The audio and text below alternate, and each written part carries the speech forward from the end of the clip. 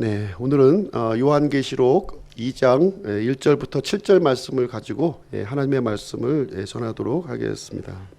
지난주에는 사도 요한이 이 밤모섬에서 환상을 본 내용을 함께 살펴보았습니다. 일곱 별과 일곱 등잔대의 신비를 보았어요. 일곱 별은 일곱 교회의 지도자라고 이렇게 말씀을 드렸고요.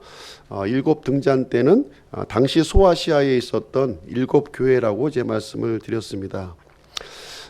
예수님께서 요한에게 일곱 교회에게 편지를 쓰라고 이렇게 말씀을 해 주셨습니다. 첫 번째 교회가 이제 에베소 교회가 되겠습니다.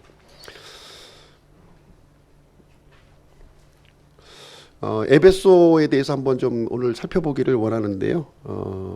이 에베소는 지금 이제 이 현재 그 터키에 있는 이제 도시입니다. 당시 로마 시대에는 이제 소아시아라고 불려졌던 그 지역에 있는 도시였는데요.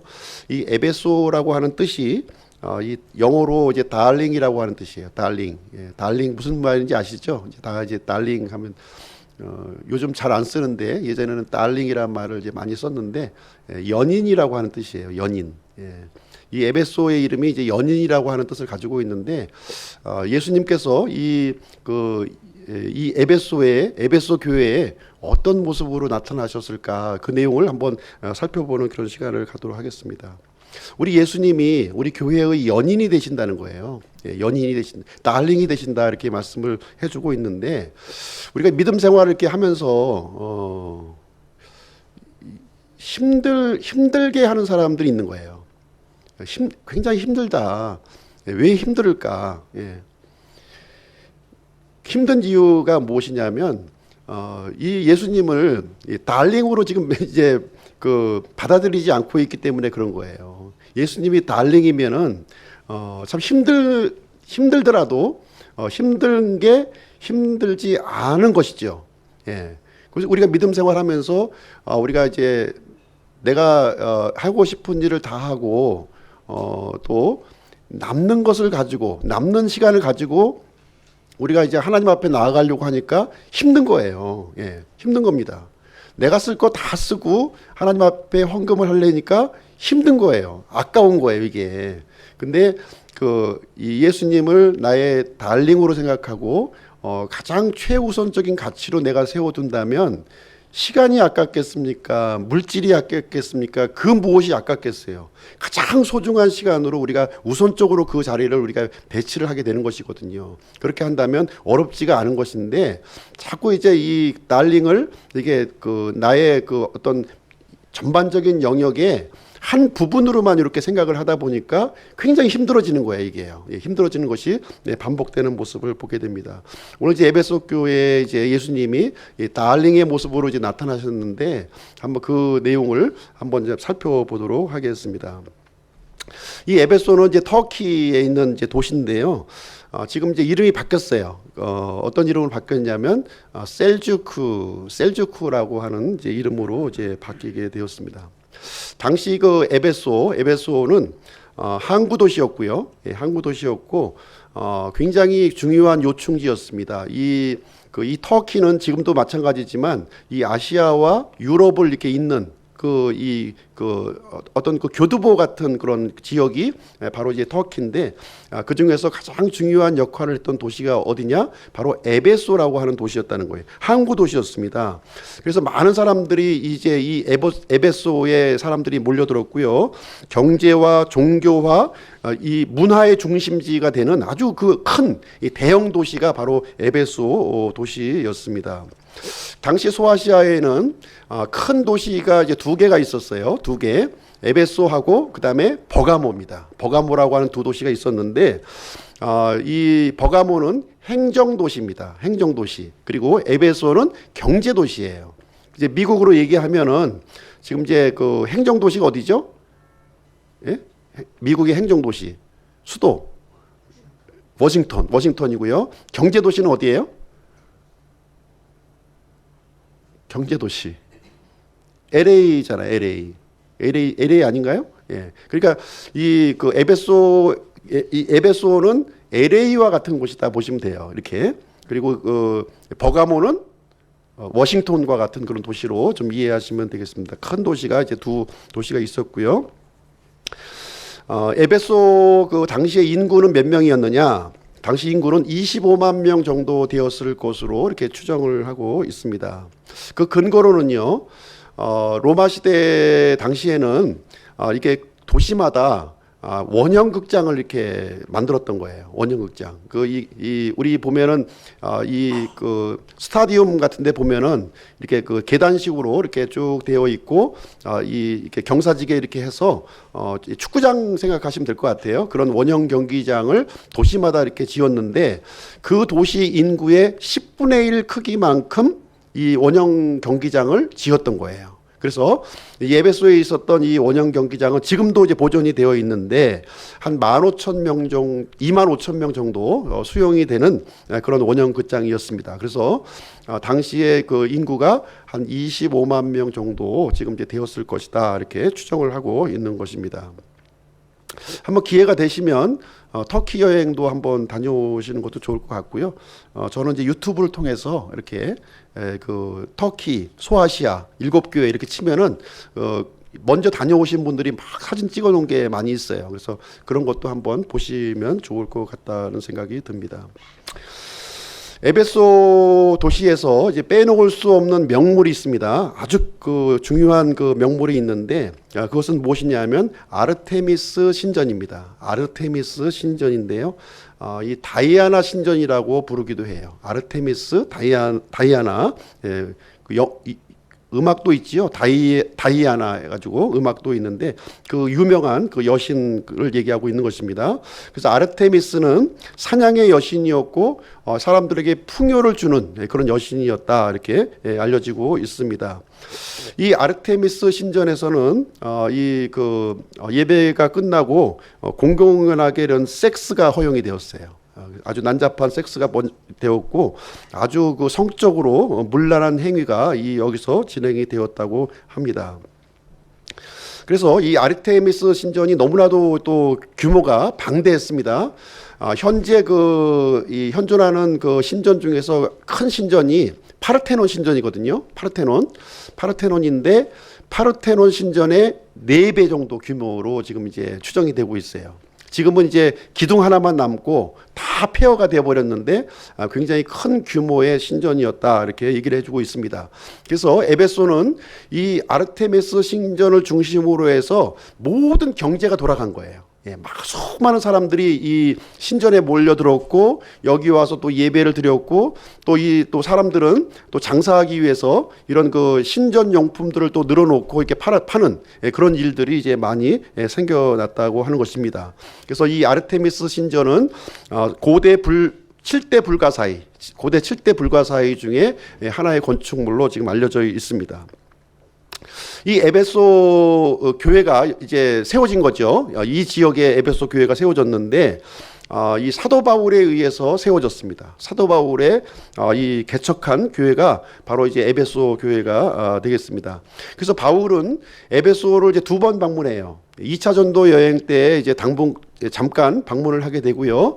3차 전도 여행 때는 무려 2년 반 동안 여기 머무는 일을 진행하게 됩니다. 그래서 사도 바울의 이 그 전도를 통해서 이 에베소 교회가 이렇게 생성하게 되었는데 한번 성경적인 배경을 한번 보도록 하겠습니다. 사도행전 19장으로 한번 가서 보시도록 할게요. 사도행전 19장 8절부터 10절까지 말씀입니다. 8절부터 10절.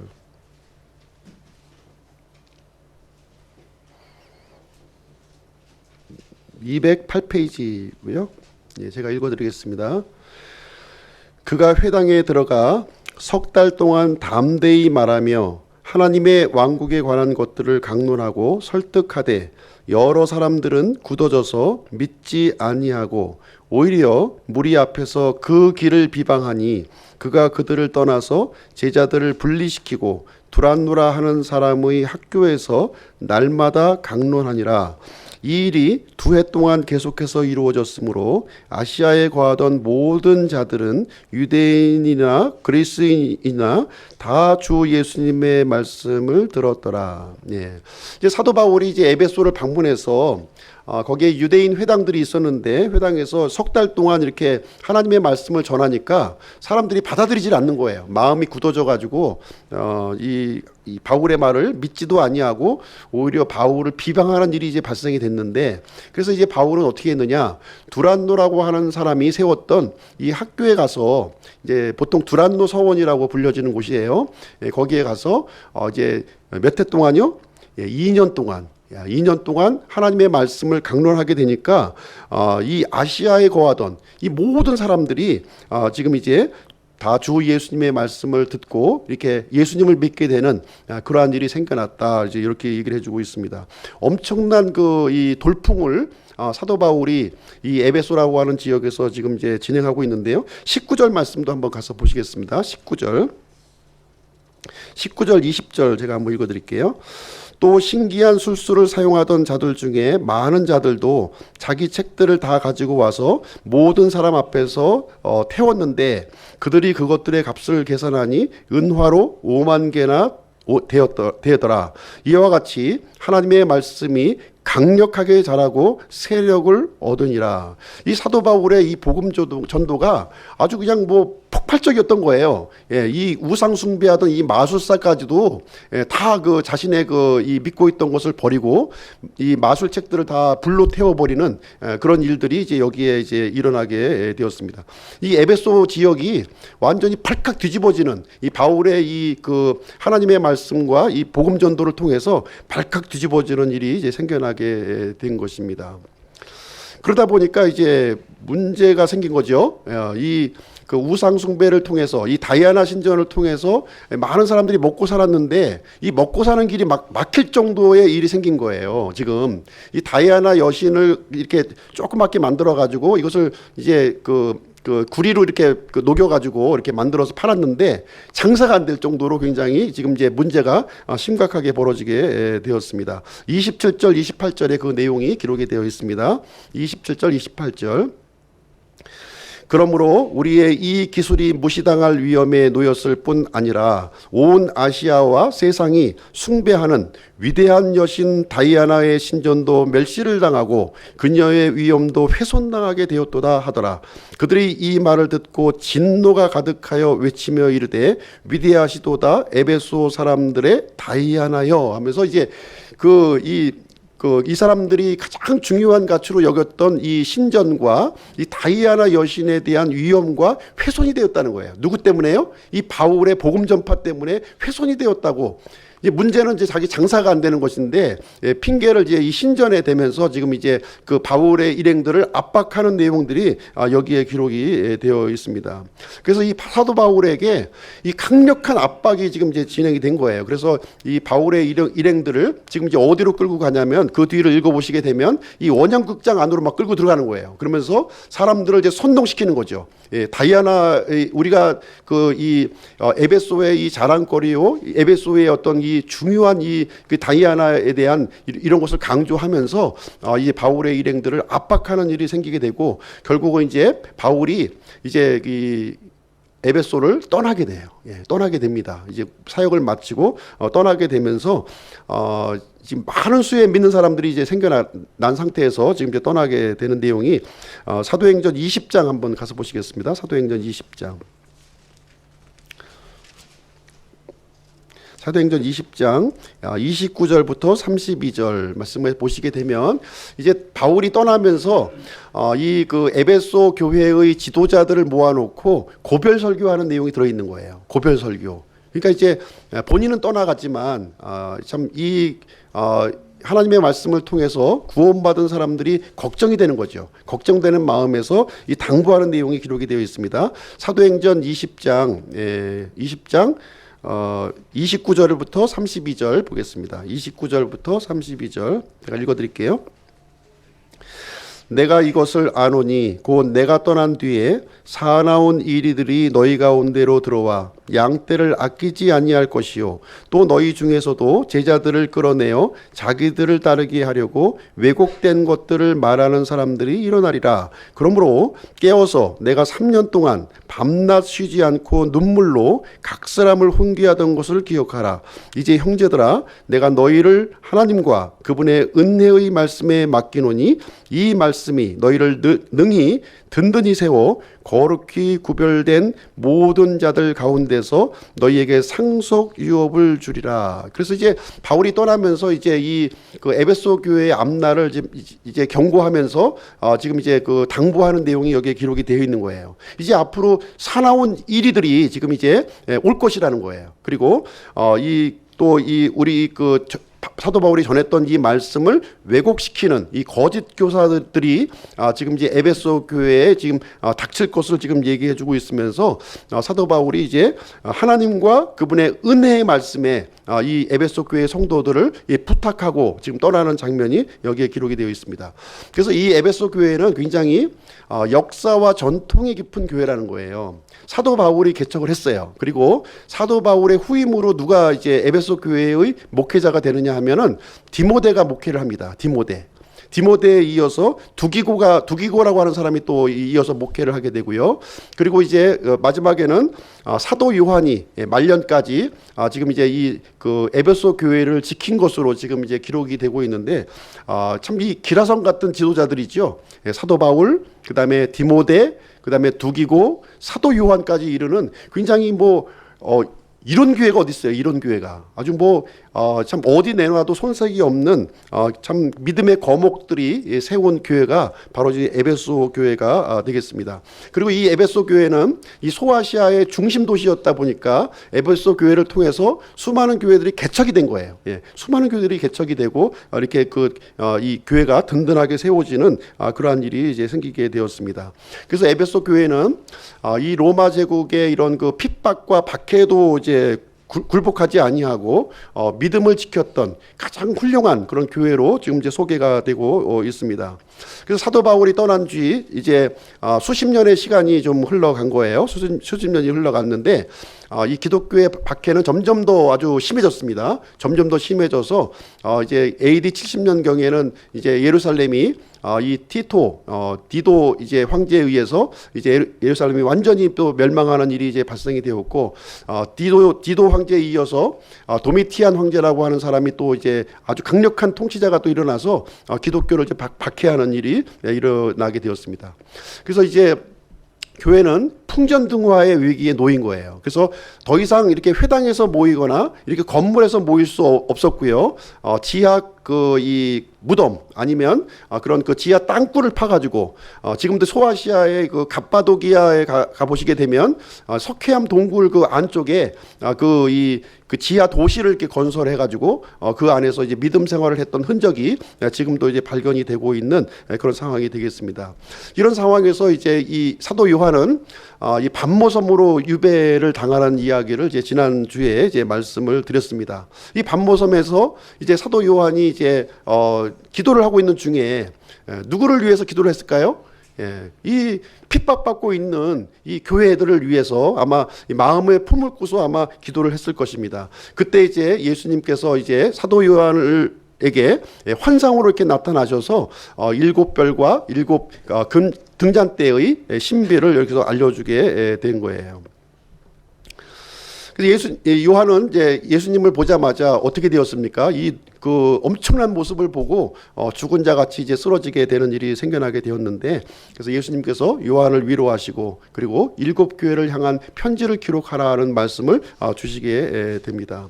그래서 7 교회 편지를 이제 우리가 알아보기를 원하는데요. 7 교회의 이 편지는 같은 패턴으로 지금 기록이 되어 있어요. 동일한 패턴으로 지금 진행되어 있습니다. 예수님의 모습이 등장하고요. 교회마다 다른 모습으로 등장합니다. 교회마다. 그리고 예수님의 칭찬과 그리고 책망이 나오고 있고요. 그리고 이기는 자에게 주어지는 약속의 말씀으로 이렇게 구성이 되어져 있습니다. 책망받지 않은 교회가 이제 두 교회가 있었는데 서모나 교회와 필라델피아 교회가 이제 책망받지 않은 교회로 등장하고 있습니다. 그래서 오늘 아침에는 에베소 교회를 위한 편지 내용을 함께 살펴보는 그런 시간을 갖도록 하겠습니다. 제목은 처음 사랑을 버린 에베소 교회라는 제목을 가지고 오늘 말씀을 전해드리도록 하겠습니다. 1절 말씀을 보시게 되면 예수님이 이 에베소 교회에 어떻게 지금 나타나셨는가 하는 모습이 여기에 기록이 되어 있습니다. 1절 말씀 제가 읽어드릴게요. 에베소 교회의 천사에게 쓰라. 오른손에 7뼈를 붙잡고 있는 이 곧 7 금등잔대의 한가운데를 거니는 이가 이것들을 말하노라. 그래서 예수님의 모습은 어떤 모습이었냐면 7뼈를 붙잡고 7 등잔대, 그러니까 7 교회 사이로 이렇게 거니시는 예수님의 모습으로 에베소 교회에 이렇게 나타나셨음을 여기서 말씀을 해주고 있습니다. 어떤 모습이 연상이 되나요? 오른손에 7뼈를 이제 7 목회자들을 이제 붙들고 계시고요. 그 다음에 7 등잔대, 교회 사이로 이렇게 거니시는 예수님의 모습이 어떤 모습을 우리가 연상할 수 있나요? 예수님은 이 권위와 그리고 위엄을 가지신 주권자로서 이렇게 예수님의 모습을 우리는 생각을 해볼 수가 있습니다. 지금 교회는 굉장히 박해를 받고 있는 거죠. 로마 제국에 의해서 박해를 받고 있는 그런 상황에 있습니다. 그럼에도 불구하고 예수님은 교회의 지도자들을 오른손에 지금 이제 붙들고 계시는 모습을 보여주고 있고요. 뿐만 아니라 이 교회에서 멀리 떨어져 계신 것이 아니라 교회 한가운데서 지금 임재하고 있는 예수님의 모습을 보여주고 있습니다. 그래서 이 예수님은 이 교회를 지금 이 어려움 중에 있고 고통 중에 있는 이 교회를 지금 각별하게 보호하시고 지켜주고 계시는 예수님의 모습을 우리는 연상을 해볼 수가 있습니다. 예수님은 결코 이 교회를 버리지 않으셨다는 거예요. 마치 이 사랑하는 연인, 이 에베소 교회, 에베소의 뜻이 달링이라고 그랬잖아요. 자신의 연인을 이렇게 지키는 것처럼 지금 함께 하고 계시는 예수님의 모습을 알려주고 있습니다. 예수님은 교회의 머리시고요, 교회의 주인이 되신 분이에요. 그래서 예수님께서 함께 하시는 한 아무리 힘들고 어려운 상황이라도 이 등잔대의 불빛은 꺼지지 않고 이렇게 빛을 비출 수 있다고 하는 사실을 여기서 알려주시고 있는 그런 말씀이 되겠습니다. 이 에베소 교회를 향해서 예수님은 칭찬을 하는 내용이 이제 기록이 되어 있는데요. 2절, 3절에 보시면 그 내용이 이제 기록이 되어 있습니다. 2절, 3절 제가 한번 읽어드리도록 하겠습니다. 내가 내 행위와 수고와 인내와 또 내가 악한 자들을 용납하지 못한 것을 아노니 스스로 사도라고 말하나 사도가 아닌 자들을 내가 시험하여 그들이 거짓말하는 자들임을 알아내었으며 또 참고 인내하며 내 이름을 위해 수고하고 낙심하지 아니하였느니라. 이렇게 하면서 이제 에베소 교회를 칭찬하는 내용이 여기에 기록이 되어 있습니다. 예수님의 그 이 대화법을 보시게 되면 먼저 칭찬하시고 나중에 책망을 하시는 방법으로 지금 이제 이 대화를 이끌어 가고 계신데요. 이것은 이제 훈계, 우리가 사람들을 훈계할 때 굉장히 소중한 원리를 여기서 가르쳐 주고 있습니다. 먼저 칭찬하시고요. 그 다음에 좀 부족한 부분을 얘기해 주면 이 훈계의 말을 쉽게 받아들인다는 거예요. 근데 처음부터 책망하고 나중에 칭찬을 하게 되면 그 칭찬이 이제 받아들여지지가 않는 거죠. 마음문을 닫아버리기 때문에 그 훈계를 받아들이지 않게 돼요. 그래서 우리가 이 자녀들에게 훈계할 때도 마찬가지입니다. 처음부터 책망부터 탁 하고서 하면은 그 다음 이제 하려고 하는 그 의도가 전달이 안 되는 거예요. 그래서 먼저 칭찬하시고, 참 너무 잘했다 이렇게 하면 칭찬을 하시고 장점을 이렇게 설명하시고 조금 근데 부족한 부분이 있는데 이런 것은 좀 고쳤으면 좋겠다 하면은 그것을 이제 받아들인다는 것이죠. 그래서 예수님은 먼저 에베소 교회를 향해서 칭찬하는 모습이 여기에 기록이 되어 있는데 이 칭찬하는 내용은 이제 두 가지로 우리가 요약해서 우리가 이제 생각을 해볼 수가 있습니다. 첫 번째는 무엇이냐면 2절 말씀에 내 행위와 수고와 인내에 대해서 지금 이제 그 에베소 교회 성도들이 이 행위, 에베소 교회들의 그 행위가 무엇일까요? 이 행위는 복음을 전하는 행위를 얘기하고 있는 거예요. 복음을 전하고 있는 이 행위를 얘기를 해주고 있습니다. 그리고 수고와 인내가 있었다는 거예요. 이 그 하나님의 일을 위해서 이 교회를 이 세우기 위해서 헌신적인 수고와 인내가 있었다 이렇게 얘기를 해주고 있습니다.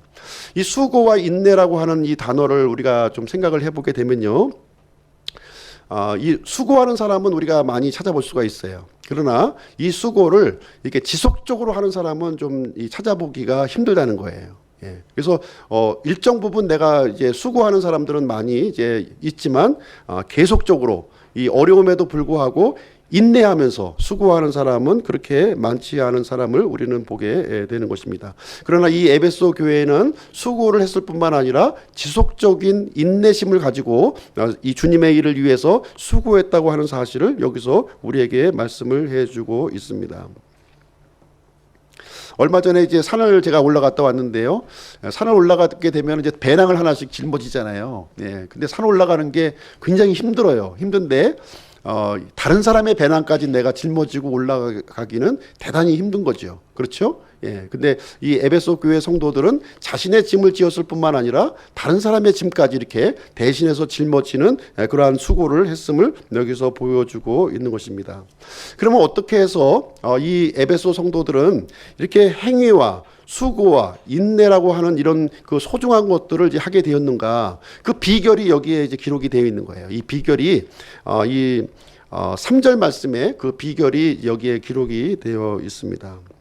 3절 말씀에 보시게 되면 내 이름을 위해라고 하는 이 구절이 있어요. 이 에베소 교회가 이렇게 수고와 인내를 할 수 있었던 비결이 무엇이냐? 예수님의 이름을 위해서 했다는 거예요. 예. 자신의 어떤 그 유익이라든가 자신의 안위라든가 자신의 어떤 필요를 위해서 이렇게 수고했던 것이 아니라 예수 그리스도의 이름을 위해서 예수 그리스도의 이름 때문에 수고하고 인내했다 하는 사실을 여기서 얘기를 해주고 있습니다. 우리가 주님의 일을 하다 보면은요, 여러 가지 어려움에 직면하게 됩니다. 비방을 받을 수도 있고 모욕을 받을 수도 있고 때로는 자존심이 상하는 경우도 있고요. 나의 선의가 왜곡되는 그런 경우도 많이 이제 겪게 됩니다.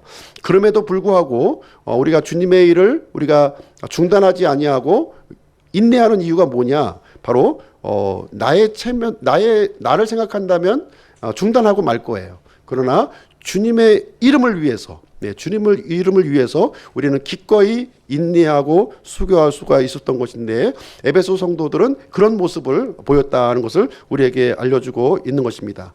그리고 이 주님은 에베소 교회를 또 칭찬하고 있는데요. 두 번째 칭찬하는 것은 무엇이냐? 영적 분별력을 가지고 있었다는 거예요. 에베소 성도들은 영적 분별력을 가지고 있었습니다. 2절 말씀을 다시 한번 보시도록 할게요. 2절 말씀을 보시게 되면 내가 악한 자들을 용납하지 못함을 아노니 스스로 사도라고 말하나 사도가 아닌 자들을 내가 시험하여 그들이 거짓말하는 자들임을 알아내었으며 이렇게 얘기를 해주고 있습니다. 다시 말하자면 에베소 교회는요, 이 악한 자들을 용납하지 않았다는 거예요. 악한 자들 용납하지 않았습니다. 그리고 거짓 산도들을 이렇게 분별해서 교회에서 내쫓는 그런 일을 이제 했었는데요. 이것을 통해서 우리가 알 수 있는 것은 무엇이냐면 이 에베소 교회는 교리가 확실했다는 거예요. 예. 아주 분명한 교리를 붙잡고 있었구나 하는 것을 볼 수가 있습니다. 누구에게 가르침을 받았어요? 사도 바울에게 가르침을 받았지 않습니까? 이 교리의 아주 이 원조가 되는 사도 바울에게서 가르침을 받았고, 그리고 디모데에게 또 이제 가르침을 받았고, 그리고 또 두기고에게 가르침을 받았고, 사도 요한에게까지도 가르침을 받았던 그런 교리를 붙들고 있었음을 여기서 보게 되는 것입니다. 이 부패의 소지가 있었던 것들, 이 교회 안에 어떤 그 부패의 그 소지가 있던 것들은 조금도 용납하지 않은 거예요. 칼같이 그냥 잘라내고 그런 싹만 보여도 완전히 또 잘라내는 그러한 일을 했고요. 이 교회를 어떻게 보면 영적인 청정지역으로 만드는 거예요. 이 청정지역으로 이렇게 만들었고, 이 세속적인 가치가 이 교회 안에 들어오는 것을 철저하게 차단했음을 우리는 이제 보게 됩니다. 그리고 6절 말씀도 한번 보실게요. 6절 말씀을 보시게 되면 그러나 내게 이것이 있으니 곧 내가 니골라당의 행위를 미워하는도다. 나도 그것을 미워하노라. 예수님도 이제 니골라당의 행위를 미워했는데 에베소 교회 성도들도 니골라당의 행위를 미워했다. 이렇게 여기서 이제 말을 해주고 있어요. 그러면 니골라당의 행위가 무엇일까? 예, 이렇게 우리가 또 궁금하잖아요. 그렇죠? 예, 니골라당의 행위가 무엇인가 하는 것을 이제 말씀을 드리도록 하겠습니다. 당이라고 하는 표현을 통해서 이 당이라고 하는 것은 한 사람이 이렇게 했던 것이 아니라 다수의 사람들이 이렇게 모여서 세력화했던 것을 우리가 볼 수가 있는 것이죠. 교회 안에서 이 니골라당의 행위를 이렇게 또 가르치고 또 이렇게 이 복음을 훼손하게 하는 일이 이제 진행이 됐다는 거예요. 그러면 니골라당의 행위가 무엇인가 하는 것을 지금 말씀드리도록 하겠습니다. 이 니골라라고 하는 것은 니콜라스인데요. 니코라고 하는 것은 지배한다 하는 뜻이에요. 지배한다. 그리고 라오스는 이제 백성이라고 하는 뜻을 가지고 있고, 그래서 이 니골라고라고 하는 뜻은 이 백성을 지배한다 이런 뜻을 이제 가지고 있는 뜻이 되겠습니다. 자, 니골라당의 행위라고 그랬어요. 행위. 그러면 이제 2절의 행위와 지금 니골라당의 행위가 지금 이제 같은 행위가 아니죠. 분명히. 2절에 나와 있는 행위는 어떤 행위였습니까? 에베소 성도들이 복음을 전하는 행위였어요. 복음을 전하는 행위였습니다. 그럼 니골라당의 행위는 무엇이었을까요?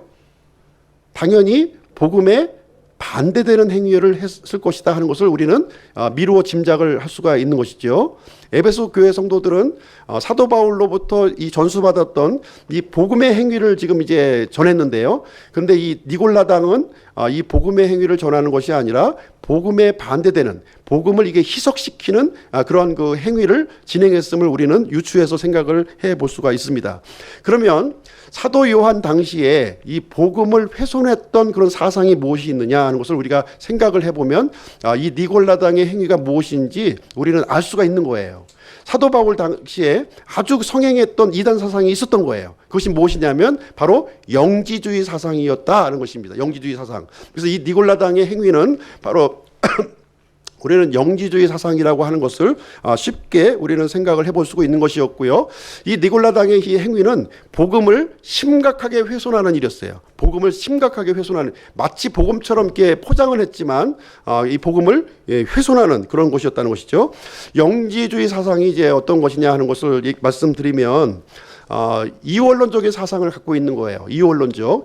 육체는 악하고 영은 선하다는 거예요. 그래서 예수님은 육체로 오신 예수님을 부정하는 겁니다. 육체는 악하기 때문에 예수님은 이 육체 가운데 오실 수 없다. 그래서 성육신을 부정하는 그 사상이 거기에 있었던 겁니다. 이 사상이 당시에 이 그리스 철학과 이 맞물려서 교회 안에 거짓 교사들이 갖고 들어왔는데 바로 이것이 영지주의요 니골라당의 행위라고 하는 사실을 여기서 보게 되는 것입니다. 그래서 에베소 교회는 이 교리에 무장되어 있는 교회이기 때문에 이 잘못된 이단 사상을 이렇게 분명하게 분별을 할 수 있었던 것이고요. 이 사람들을 미워하고 또 교회 안에서 내쫓아내는 일을 하셨고 했고, 또 예수님께서도 니골라당의 이러한 행위를 미워한다고 지금 얘기하고 있는 말씀이 이제 되겠습니다. 그럼 이어서 이렇게 아주 훌륭한 교회였죠. 에베소 교회가 굉장히 훌륭한 교회고 교리와 이 하나님의 말씀과 이 복음으로 무장된 참으로 훌륭한 교회구나 하는 사실을 우리가 알 수가 있는데, 예수님께서 이제 또 이 교회를 향해서 책망하는 내용이 이제 기록이 되어 있는 거예요. 책망. 4절 5절 말씀해 보시면 예수님이 이제 책망하는 내용을 한번 귀담아 들어보도록 하겠습니다. 4절 말씀 한번 보시죠. 4절. 그럼에도 불구하고 내가 너를 책망할 것이 조금 있나니 이는 내가 너의 처음 사랑을 버렸기 때문이라. 자, 여기 보시니까 이제 이 교리와 이 복음과 하나님의 말씀으로 무장되어 있는데 이 조금 부족한 것이 있는데 그것이 무엇이냐면 처음 사랑을 버렸다는 거예요. 에베소 교회가 처음 사랑을 버렸다, 이 얘기를 해주고 있습니다. 에베소 교회는 진리 전쟁에서는 승리했어요. 그렇죠? 진리 전쟁에서 승리를 했는데 모든 면에서 손색이 없었는데 문제가 하나 있었는데 그것은 무엇이냐 하면 처음 사랑을 버렸다 이렇게 얘기를 해주고 있습니다. 그럼 처음 사랑이 무엇인가 하는 것을 우리가 이제 살펴봐야 되겠죠. 이 처음 사랑은 하나님께서 우리 사람들을 예수 그리스도를 통해서 우리에게 부어주신 그 사랑을 얘기하고 있는 거예요. 십자가 사랑을 얘기하는 것입니다. 이 십자가 사랑을 이제 에베소 교회는 지금 너무 교리 쪽에 질 쪽에 막 이렇게 그 전진하다 보니까 투쟁적으로 나가다 보니까 정작 그리스도의 사랑을 지금 잃어버려져 있는 그런 상황을 예수님께서 지적하고 있는 그런 모습이 되겠습니다. 하나님께서는요, 이 사람의 이 죄 문제를 해결하시기 위해서 누구를 보내주셨나요? 자신의 독생자 예수 그리스도를 우리에게 보내주셨고 이 아들을 십자가에서 죽이시기까지 우리를 사랑해 주신 거예요. 그 사랑을 잃어버렸다 지금 이제 얘기를 해주고 있습니다.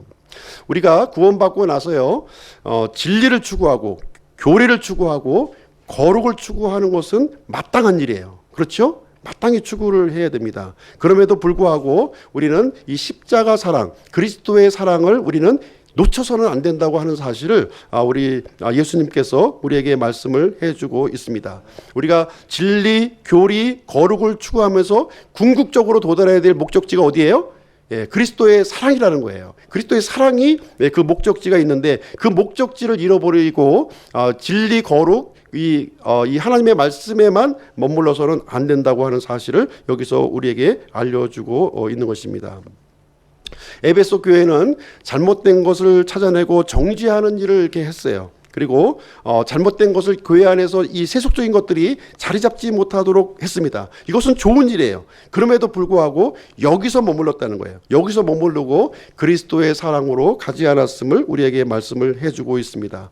진리와 교리와 거룩이 가르치는 방향이 무엇입니까? 그것은 바로 예수 그리스도의 십자가의 사랑인 거예요. 그것을 절대로 잊어서는 안 되는 것이고요. 그것을 우리가 붙잡아야 된다고 하는 사실입니다. 이 그리스도의 사랑은 무엇입니까? 관계의 회복이에요. 관계의 회복. 관계가 회복이 되는 거예요. 하나님께서 죄인인 사람과 이 관계가 회복이 되었던 것처럼 우리가 사람과 사람 사이의 관계도 그리스도의 사랑으로 회복돼야 될 것을 얘기를 해주고 있는 것입니다.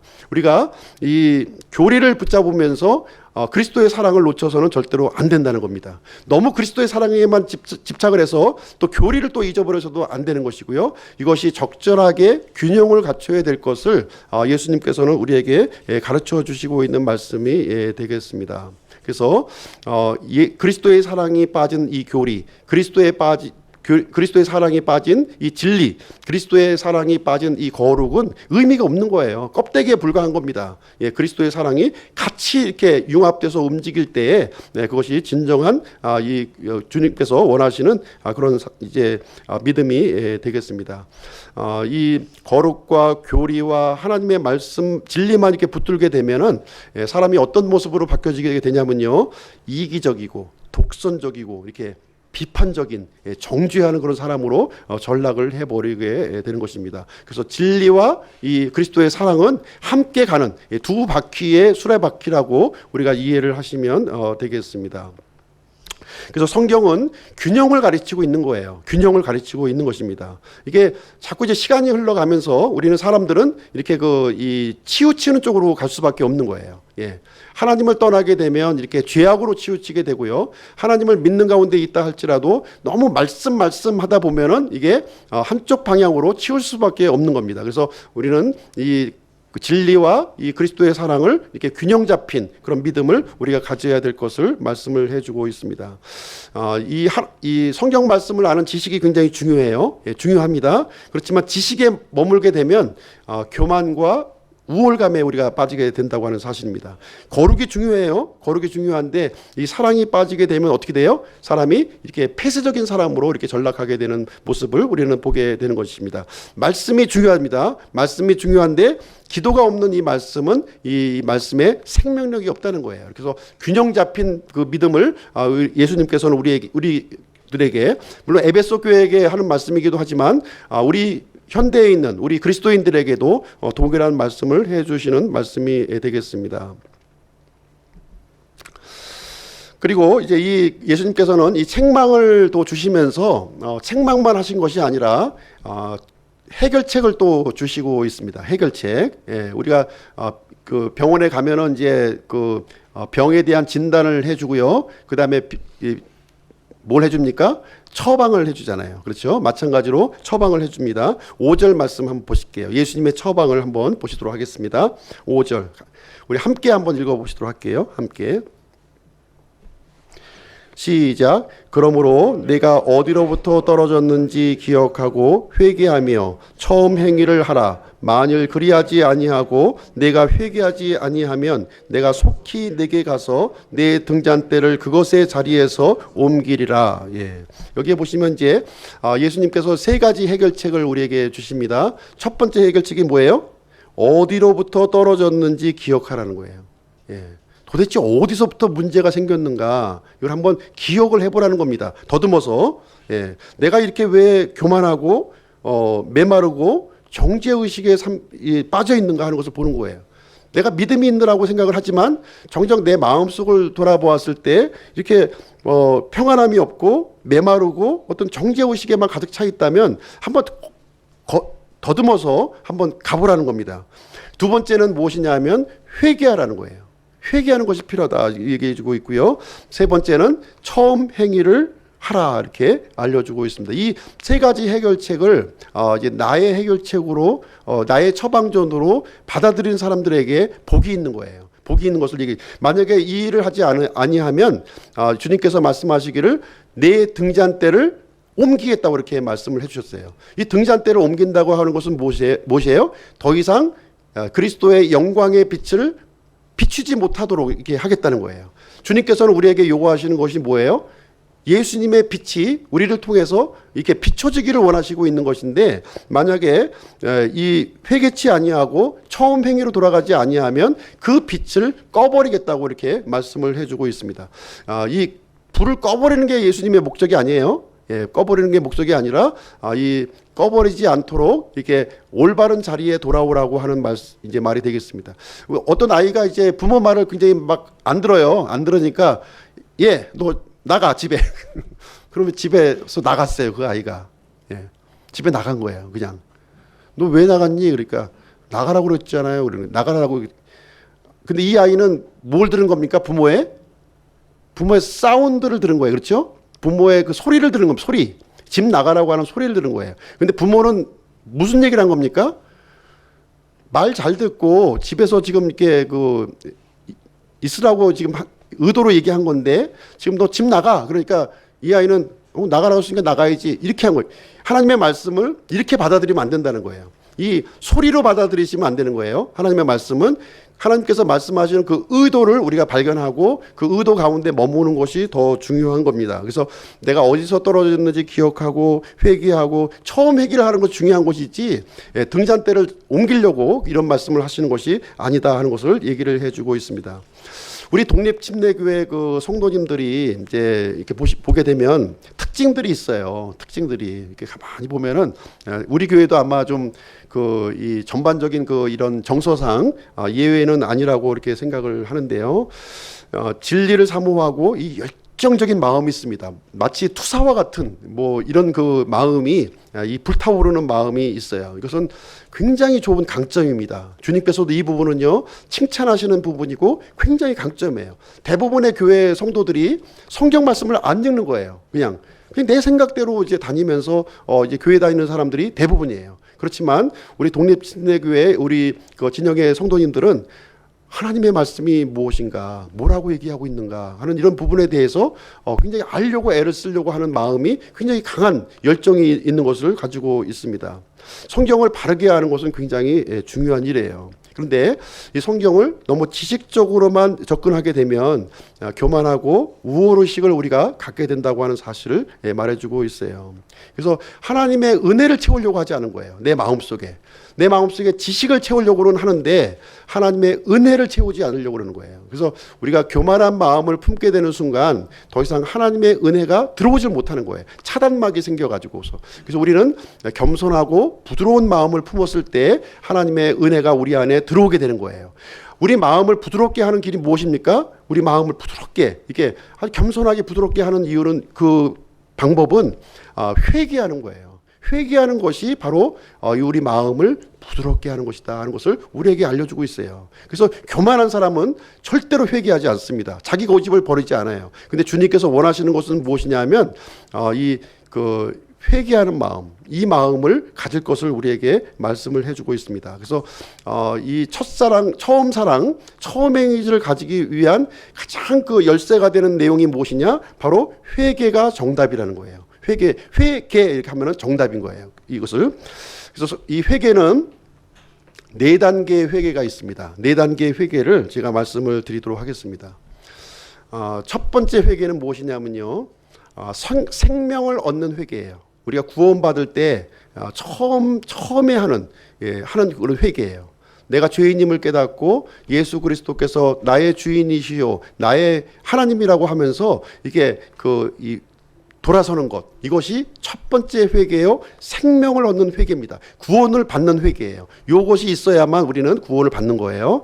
그 다음에 두 번째 회개가 있습니다. 두 번째 회개가 있는데 그건 뭐냐면, 우리가 구원받았음에도 불구하고 죄를 짓습니까? 안 짓습니까? 죄를 져요. 예.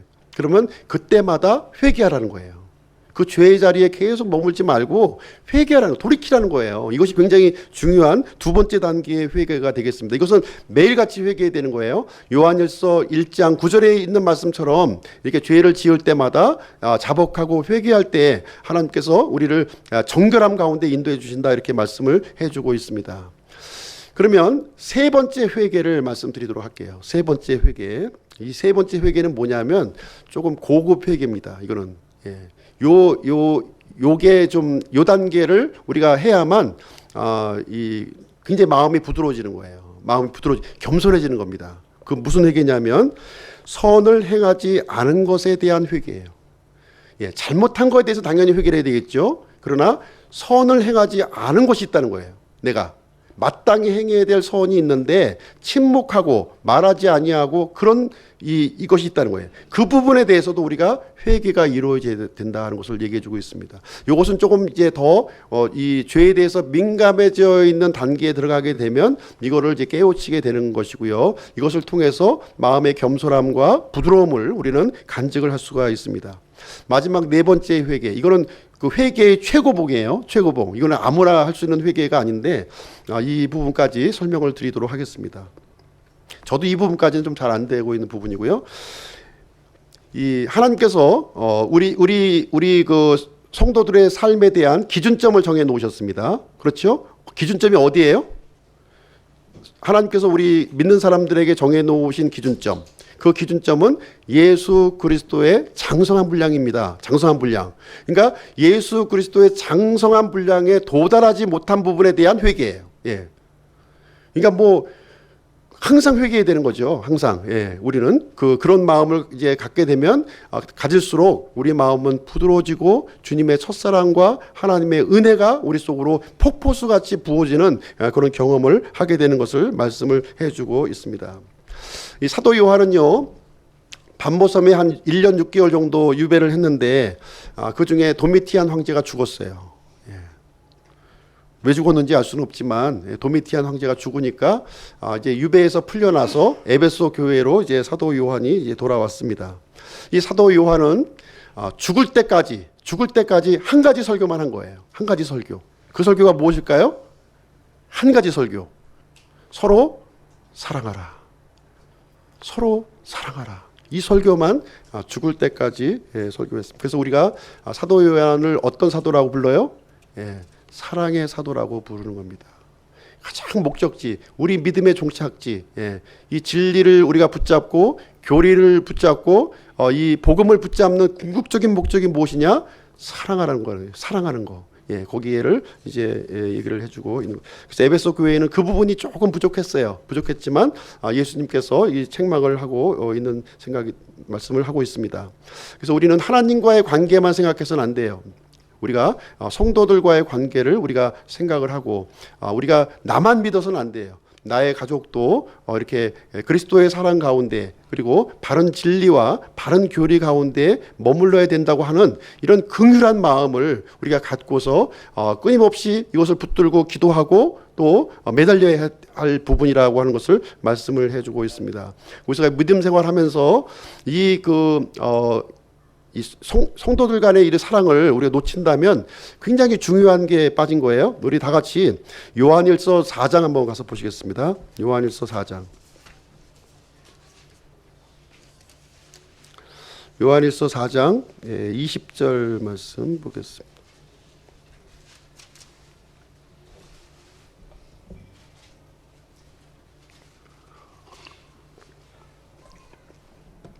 요한일서 4장 20절 367페이지이고요. 한 목소리로 같이 한번 읽어보겠습니다. 시작. 어떤 사람이 나는 하나님을 사랑하노라 하고 자기 형제를 미워하면 그는 거짓말하는 자니 자기가 본 자기 형제를 사랑하지 아니하는 자가 어찌 자기가 보지 못한 하나님을 사랑할 수 있으리요. 이렇게 말씀을 해주셨습니다. 그래서 이제 형제를 사랑하라, 형제를 사랑하라 하는 말은 형제가 이제 나한테 잘못한 경우가 있잖아요. 그렇죠? 근데 잘못을 이제 용서를 구해 왔어. 그러면 이제 용서해 주라는 겁니다. 근데 용서를 구하지 않는 사람까지는 우리가 사랑하기는 힘들겠죠. 그렇죠? 그러나 용서를 구하고 이렇게 한다면 그 관계를 회복하는 것이 그리스도의 사랑으로 나는 용납이 안 되지만 회복하는 것이 하나님의 바른 뜻이다 하는 것을 얘기를 해주고 있습니다. 자, 요한계시록 1장 7절 마지막 절 한번 보시도록 하겠습니다. 요한계시록 2장 7절 마지막 절 한번 보겠습니다. 에베소 교회를 향한 하나님의 약속 보겠습니다. 7절 귀 있는 자는 성령께서 교회에게 말씀하시는 것을 들을지어다. 이기는 자에게는 내가 하나님의 낙원 한가운데 있는 생명나무에서 나는 것을 주어 먹게 하리라. 자, 이 귀 있는 자는 이제 이 소리를 듣는 귀가 아니에요. 예, 하나님의 말씀을 듣는 귀입니다. 말씀을 듣는 귀를 얘기하고 있는 것이고요. 이기는 자가 여기서 나오고 있습니다. 이기는 자. 이기는 자가 누구냐? 이기는 자가 신천지에서 얘기하는 이만희가 아니에요. 이기는 자. 예, 이기는 자를 이제 보시게 되면 요즘에는 이제 성경에 이렇게 검색 프로그램이 있어가지고 이기는 자 이렇게 딱 치면 돼요. 예, 딱 치면 됩니다. 이기는 자 했을 때 성경에 이만희 이렇게 안 나온다는 거예요. 예. 이만희 나왔으면 이만희가 맞는 건데 이만희가 안 나와 있어요. 요한일서 5장 5절 보겠습니다. 좀 앞으로 넘기셨어요? 요한일서 5장 5절. 이기는 자가 누구냐? 이기는 자. 요한일서 5장 5절.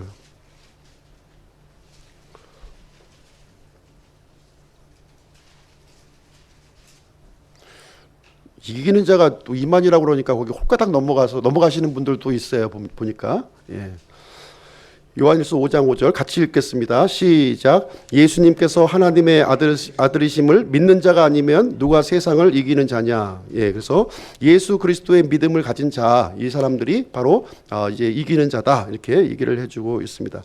다시 말하자면 예수 그리스도의 이 사랑을 이렇게 믿는 자가 바로 이기는 자가 되겠습니다. 그래서 이기는 자는요, 교회마다 이제 각각 다른 모습으로 이렇게 그 약속이 주어지는 모습을 보여주고 있습니다. 특별히 에베소 교회에서 이기는 자는 뭐예요? 이 처음 사랑을 이렇게 붙드는 자. 예수 그리스도께서 부어주신 처음 사랑을 붙드는 자가 바로 이제 이기는 자의 반열에 들어간다는 것을 보여주고 있고요. 이기는 자에게 주어지는 약속이 뭐냐면 생명나무에서 나는 것을 먹게 한다 이렇게 기록하고 있습니다. 그럼 이제 생명나무에서 나는 것이 무엇이냐 또 이제 궁금하잖아요. 그렇죠? 예. 생명나무에 나는 것이 무엇이냐? 생명나무는 그 에덴 동산에 있었던 거죠. 에덴 동산에서 그룹이 이제 이렇게 지켰고요. 이 범죄한 우리 인간들이 먹지 못하도록 지켰던 그런 부분이 되겠습니다. 이 생명나무는 구원받은 자들이 이제 먹을 수 있는 자격이 이제 주어지게 되는데요. 특별히 이기는 자에게 이 생명나무에 나는 것을 주어서 먹게 해주겠다 이렇게 약속을 해주고 있습니다. 이 생명나무가 무엇인가 하는 것을 보겠습니다. 성경은 성경을 통해서 알 수가 있는 거죠. 구약 성경으로 가서 보시겠습니다. 구약 성경 잠언 3장으로 가서 보실게요. 잠언 3장. 잠언 3장 18절 말씀입니다. 잠언 3장 18절. 잠언 3장 18절. 예, 같이 읽으시겠습니다. 시작. 지혜는 그것을 붙잡는 자들에게 생명. 못 찾으셨나요? 잠언 3장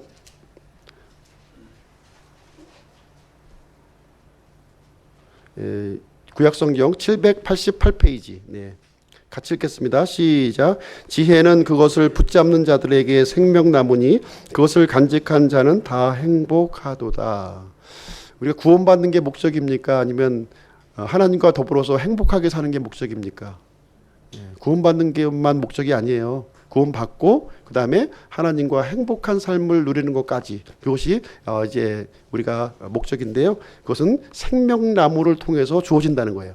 이 생명나무는 뭐예요? 여기서 지혜라고 우리에게 알려주고 있는 거예요. 지혜, 지혜다. 그러니까 에베소 교회는 지금까지 뭐만 붙잡았어요?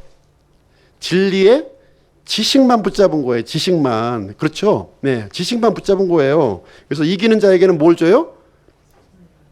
진리의 지혜를 주시겠다, 이 얘기를 해주고 있는 것입니다. 하나님과 함께 누리는 이 행복한 복을 누릴 수 있는 그것을 이제 주시겠다고 이렇게 약속을 해주는 그런 장면이 되겠습니다. 그래서 우리가 진리, 교리만 붙들어서는 안 되는 것이고요. 예, 그리스도의 사랑을 이렇게 붙들어서 예수 그리스도의 지혜를 얻는 우리 복된 우리 성도들이 되기를 간절히 바랍니다. 오늘은 에베소 교회에 보낸 편지를 함께 살펴보았습니다. 아마 지금부터 2000년 전에 기록된 이 편지 내용이지만 오늘날 우리 현대교회, 우리 그리스도인들에게도 동일하게 우리 그리스도께서 우리에게 하시는 말씀이에요. 그래서 성령님께서 하시는 이 말씀을 우리는 귀를 기울여서 우리가 들어야 되는 거예요. 예, 이 사운드만 들으시면 안 되는 거예요. 사운드. 예, 이 속뜻을, 이 말씀을 하시는 그 의미를 우리가 이제 알아들어야 된다 하는 것을 말씀을 드립니다. 그래서 우리의 말씀으로 적용해 주시기를 바라고요. 예수 그리스도의 이 사랑을 붙들게 되면 예수님의 이 오른손에 붙잡혀 있는 거예요. 그래서 우리 기쁨 침례교회는 이 시대의 그 등잔대, 옮겨지지 않는 등잔대의 그 역할을 잘 감당하기를 주님의 이름으로 축원드립니다. 이상으로 마치도록 하겠습니다. 기도하고 마치겠습니다.